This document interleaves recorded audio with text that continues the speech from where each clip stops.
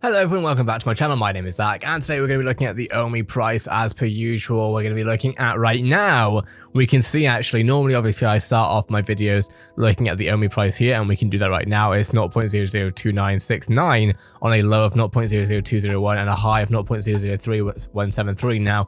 A couple hours ago maybe, I tweeted about this actually, because we've seen quite a lot of range today as far as the Ecomi price is concerned. We're also going to be looking at an interview with Alfred Khan, but right now, just real quick, Ecomi went from a 0.0, sorry, 0. Hold up, did I say, oh, whoopsie. Okay, I mean that kind of works. I mean obviously it's not 0.179, but I mean it kind of, you know, we know what I'm talking about, right? So essentially we saw quite a lot of range today, and it's definitely interesting to see. Some people weren't happy about it because obviously people want to buy at a dip, but you know, that's sort of how this stuff goes. Anyway, having said that, obviously that's what we're seeing right now. We have seen definitely some upwards trend, which is cool. We'd love to hear your take on why that might be. Personally, honestly, because we don't have any new news recently, so I don't know whether or not more people have just become more aware. I do think that the new content, the extra content that's been coming up both on my channel, obviously Cavell Anderson and others have been posting about it, and I was even saying to Cavell Anderson on Discord yesterday, I think it was, that realistically, as more of us make videos about this, you know, as more of us believe in it and talk about it on YouTube, you know, this is free marketing for Ecomi. Of course, none of us are tied to Ecomi, you know, as far as I'm aware, at least I'm not, and I don't think Val is, but it definitely, I think, helps when we're explaining how this works. You know, more and more people are learning about it, and therefore, you know, it goes up a little bit here and there. At the same time, it could go down. You know, people who aren't researching will likely, you know, sell at different points, this, that, and the other. You know, you all have your rights to sell and hold depending on what you do. Obviously, I'm not a financial advisor. Having said that, though, what I want to have a look at right now is, whoopsie. No, oh, okay, we'll bring it back. No, okay, well that works too. So we have here a interview. Now this isn't necessarily recent, but I still want to have a look at it because I haven't looked at it yet, and I think it is something that we should have a look at. Also, I know some people might ask, yeah, I shaved. some people already on my other videos, because I post like loads of different videos on different channels, and some people were like, you look different. I'm like, yeah, I shaved. Anyway, having said that, let's listen to Alfred Khan, Ecomi head of licensing. Actually, before we do, I want to quickly look through his background. I already know it, of course. As you can see, I've literally already got him as the search thing here. But let's have a look through it real quick, because I think it would give some good context. So just for now, just so you're aware, Al Khan is now head of Ecomi licensing, and you're going to realize how important that is very soon. So he's an American executive. He was chairman and CEO of 4Kids Entertainment, a company that is a global provider of children's entertainment and merchandise licensing. He previously led the licensing division for the Coleco company. In '95, he turned Leisure Concepts into 4Kids Entertainment, having previously served as chairman and CEO of the company. In 2002, he founded the National Law Enforcement of, and this is awesome stuff, obviously, but going more so towards his career, let's have a look at that. Previously the head of the licensing division for Coleco, Khan joined Leisure Concepts, turning that company into 4Kids Entertainment, for which he became vice chairman in 87, what? And later chairman and CEO in 91. 4Kids eventually became the largest trading entity in NA in 90s due to its success of licensing Japanese anime series Pokemon back in the 90s. This guy is an OG, and Yu-Gi-Oh! Among many others, as well as producing American series like TMNT. Khan has been the executive producer for numerous other 4Kids properties, including G.I. Joe, Sigma, and Cubics. Now, bear in mind, again, this guy is the head of licensing for Ecomi. I might already be preaching as a conversion. If I do, I do apologize, but it's also worth keeping in mind, as I said, new people are coming to this every single day. So I'm trying to make sure that those who aren't, you know, who haven't watched the previous videos are still kept up to date. But if this is your first time watching, I would definitely recommend checking out the channel, because I posted a lot about Ecomi. Having said that, let's take a listen to what Alfred Khan, the head of Ecomi licensing, or Ecomi head of licensing, has to say. Let's do it without getting copyright issues with the music. Where does it start? Okay, what were you doing before you got into licensing, and how did that career path develop?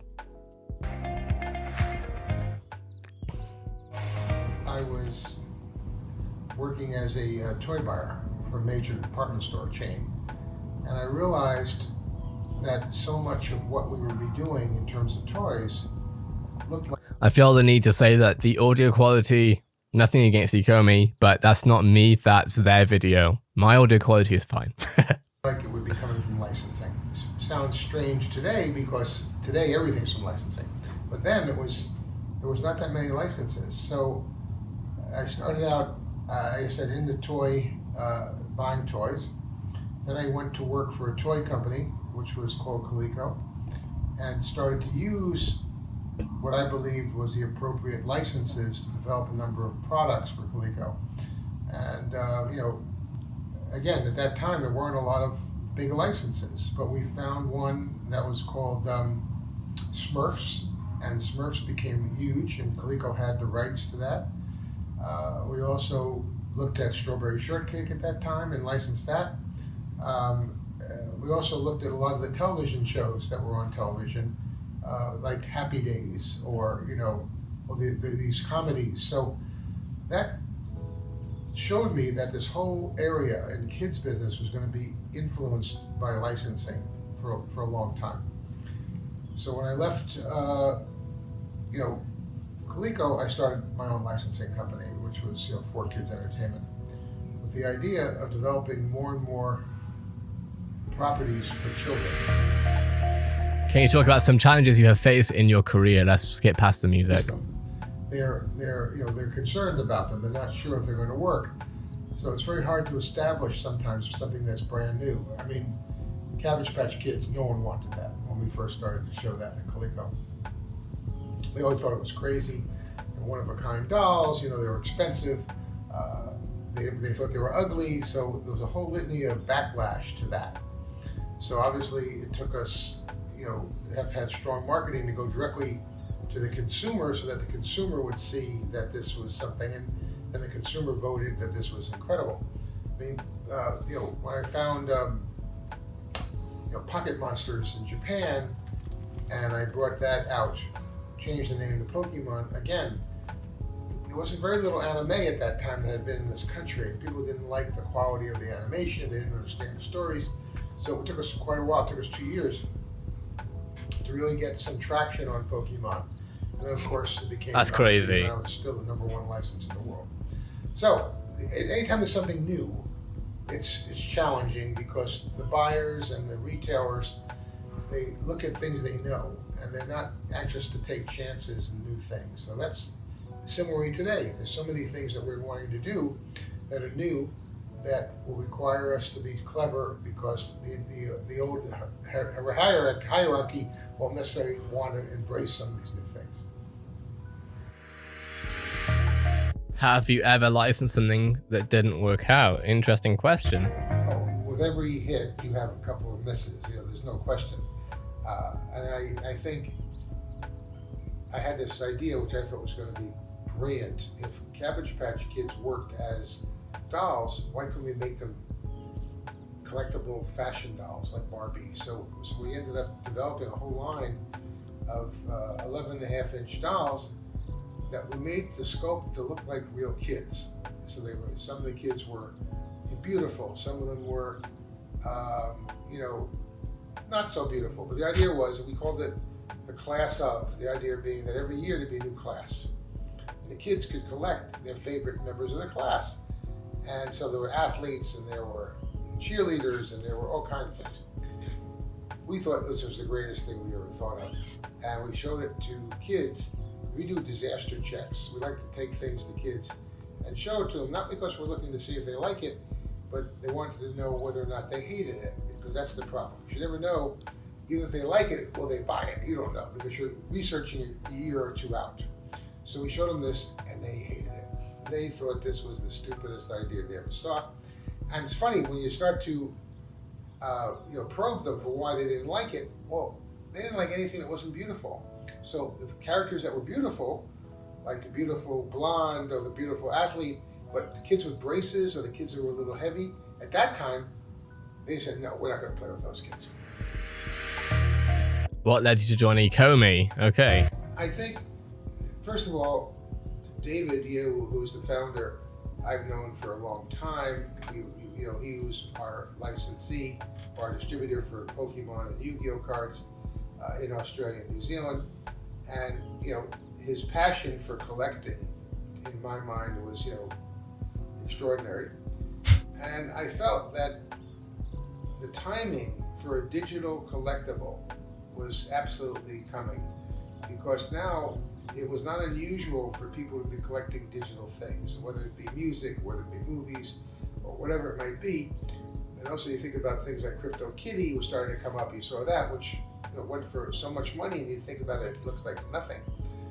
So I felt that if we did the right thing relative to what these collectibles were, that this could be something very, very exciting. So when David approached me about the idea of joining Ecomi, I was, excited once I heard about what they were thinking about, and I felt that I could add some flavor text to that because of what licenses we might be able to acquire, but also what I believe was important in terms of the digital universe.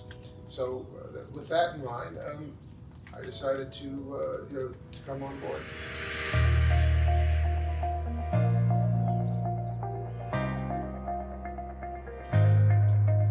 I think you have multiple channels that you can garner. I think you should. It's the old story. You should be every place where the consumer is. It's interesting that they're asking him what are your thoughts on marketing on Ecomi, because he's licensing. Marketing, I feel like, is different. Obviously, he's going to know how marketing works too, most likely. But anyway, let's hear what he has to say. Obviously, online and direct to consumer is the game, because obviously you're going to be selling your digital assets vis-a-vis apps that the consumer can tie into. But doesn't mean you can't have products available at every mass market retailer, which is a card that can store your digital assets. So that card could be sold at any place. For instance, think about Apple cards. Think about when you walk into every store on the planet, they sell Apple gift cards. And yet Apple by itself is a digital environment. You have to market to every subset, whether that subset is online or whether that subset's at retail. We have something for everybody, but the idea is to get as much exposure as you can. The other side of it is we need influencers who people of that age demography really look at, and people start to realize that they want to be part of this universe. So you do that by making it as exclusive as you can up front, by bringing in people short individual groups, and more of the people that are anxious to get involved because they see that other people have really embraced it. So it's going to be a lot of peer pressure. It's going to be also a value story where people realize that some of these assets can become very valuable over time.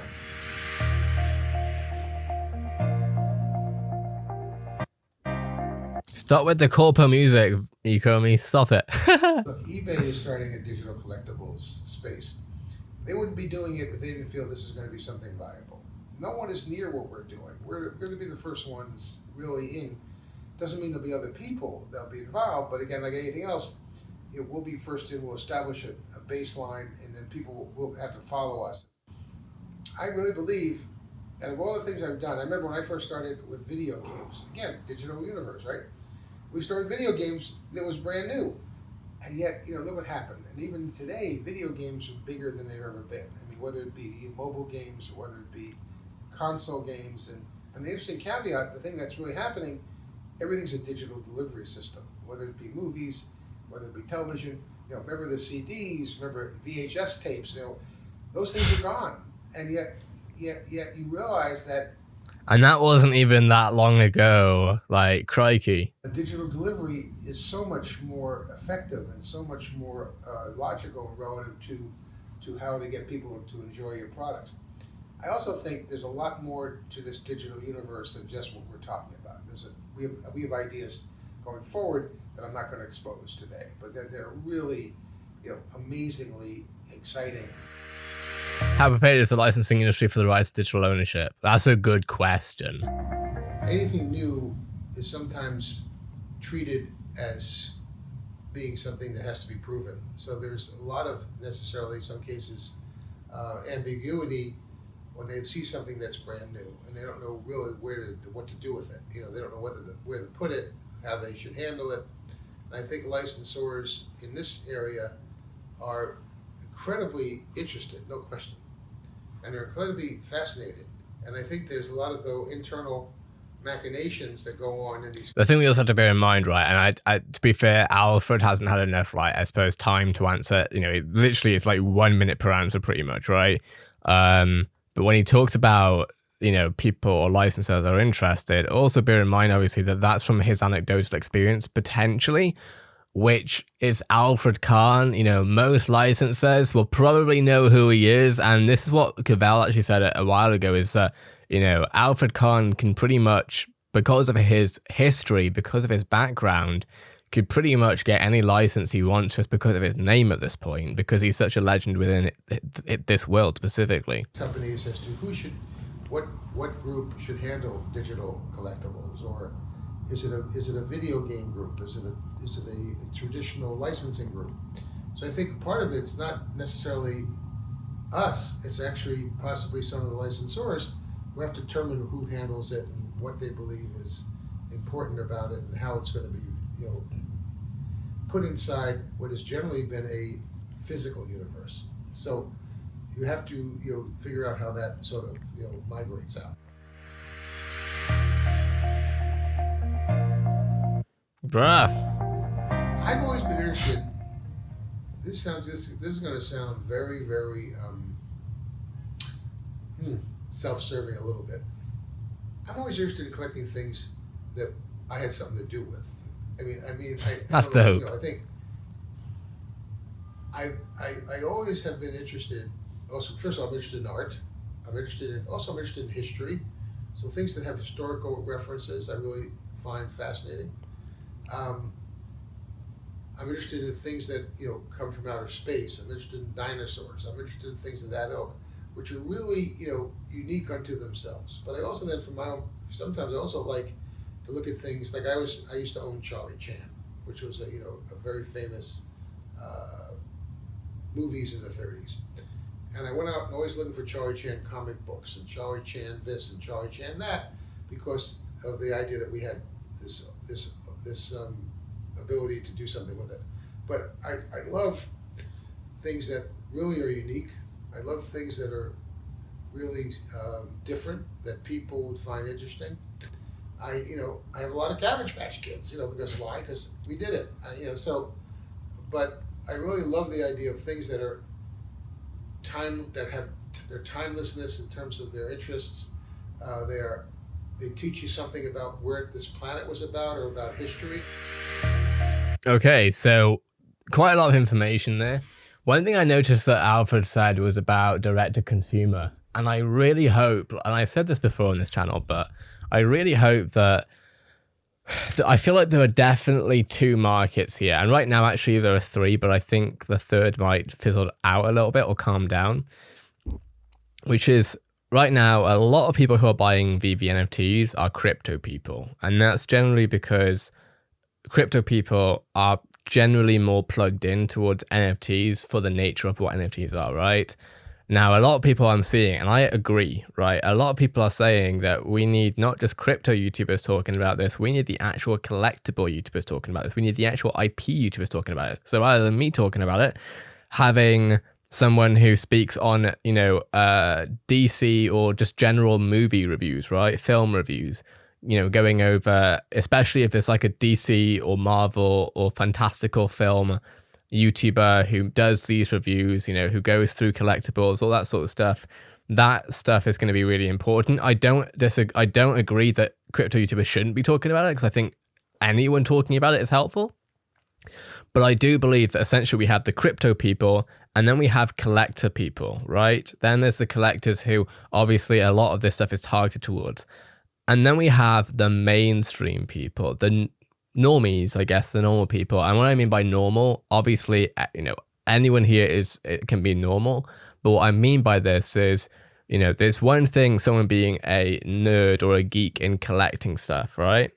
And then there's also a case of people, of someone who isn't a nerd in collecting stuff, but enjoys the Fortnite IP, or enjoys the Roblox or IP, or enjoys the DC IP or the Marvel IP, or the Pixar IPs, etc. And those people aren't necessarily trying to fill up a collection, but they might want to have, I don't know, Superman on their table, being able to fly, or they might want to, we might have gamers who want to be able to play. For example, I've already shown this example a million times, but it's, just to prove what I'm talking about really, is Street Fighter AR, which if I maybe typed it incorrectly, you would be able to see it properly.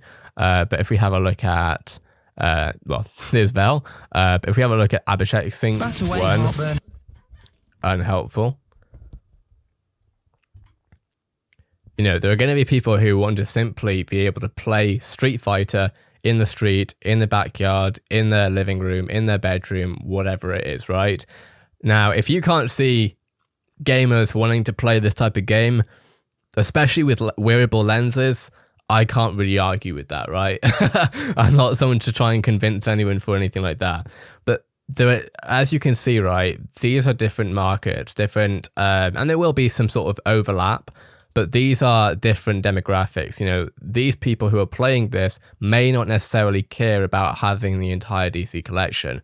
What's important, in my opinion, is that VeVe can cater to all of them, which in my opinion personally means having more, maybe tiers might work, essentially having super common tiers where, say for example, I tell my friend who's really interested in Pixar films, right? Say I tell them that there's this new app and that it has AR and all this stuff. Now, if they were to try and get on VeVe now, and this is because VeVe is still very early on, there basically wouldn't be anything for them there because there are no Pixar things or whatever. Even once Pixar comes out, let's say, or even better, let's go with an example we have right now. So let's change my friend from a Pixar friend to, say, a DC friend, right? And say my DC friend is obsessed with Batman. But maybe they can't, as soon as they get on the app, maybe they can't get a Batman figure. Well, then what's the point in them having the app? Obviously, later on they can have it, but most people aren't going to be waiting, aren't going to be keeping up to date with all the news and stuff. Most people, they'll download the app, they'll see there's nothing for them there, they'll either uninstall it or they just won't open it again for a while. Now, the whole fact of even onboarding users is one thing, obviously, but what I'm getting at here is that essentially it's going to be a really important point, I think, where there are so many collectibles. Not necessarily all of them are going to be ultra rare. The ultra rare ones can stay ultra rare. But I do think maybe having an incredibly common or a very common type of rarity or just more tiers for rarities, I think can help this as far as allowing the mainstream audience to enjoy it more. Because like I say, we just have different audiences out here. And so when he was saying direct to consumer, I'm hoping that essentially we have different mediums that VeVe is interested in. But honestly, I have no doubt that David Yu and the rest of the team at Ecomi are aware of what I'm talking about, are probably well ahead of me with that. So I'm looking forward to that. But let me know what your thoughts are in the comments below. Of course, right now, let's have a look at the price real quick for Omi. Let's see where we are. So yeah, we're at 0.0031 right now. It seems kind of stable in the 3s. I see it going into the 2s probably tomorrow again, potentially. It could even go up to the 4s, but I don't see any announcements coming up anytime soon, I don't think, for this. So I can't see that raising the price too much. And even if we do have announcements, I think realistically as well from the crypto community, obviously there are just things that the crypto community understandably want to see, like exchanges and stuff, new exchanges, especially because obviously we're coming up to the end of May, and of course they did say that we'll see some exchanges in May, and of course we haven't had any news for that. So maybe if some news comes out in the next week about that, then we'll see the price go up fairly substantially, most likely. Could even see 5, 6, 7 potentially. And then obviously I think over time, once we actually have the app being stable enough and ready for content turnover to the masses, obviously then we'll see probably a lot more. Of course, I'm not a financial advisor, but these are just my thoughts on what I'm seeing. That being said, let me know what your thoughts are in the comments below, as per usual, and I appreciate everyone watching. Make sure to follow me on Twitter because I cover a lot of stuff going on here at ZakiZoo. I appreciate everyone who's been following. We've been just gaining a lot of followers recently, so I really appreciate that. Yeah, we're gonna be hitting like I think 2,000 soon, so yeah, that's awesome. I appreciate you all very much. Have a great day, and I'll see you in the next video. Take it easy, everyone.